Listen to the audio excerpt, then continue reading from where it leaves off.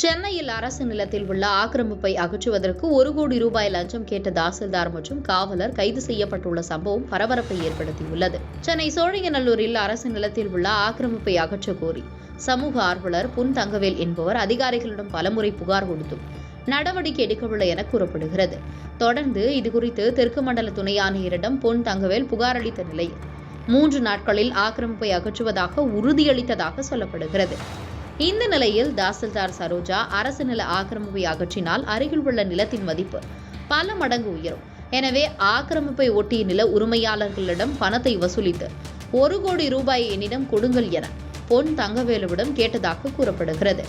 ஆனால் லஞ்சம் கொடுக்க விரும்பாத பொன் தங்கவேல் லஞ்ச ஒழிப்புத்துறை போலீசார் அறிவுறுத்தலின் பேரில் ரசாயனம் தடவிய 3 லட்சம் ரூபாய் பணத்தை எடுத்துக்கொண்டு அடையாறில் உள்ள மாநகராட்சி உதவி ஆணையர் அலுவலகத்திற்கு சென்றுள்ளார்.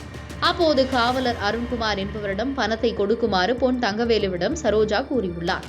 ஆனால் அவரிடம் பணத்தை தர பொன்வேல் மறுத்த நிலையில் நானும் மதுரைக்காரன் தான், என்னை நம்பலாம் என தெரிவித்துள்ளார். இதையடுத்து பணத்தை கொடுத்த போது மறைந்திருந்த லஞ்ச ஒழிப்புத்துறை போலீசார் அருண்குமார் மற்றும் தாசில்தார் சரோஜாவை கையும் களவுமாக கைது செய்தனர்.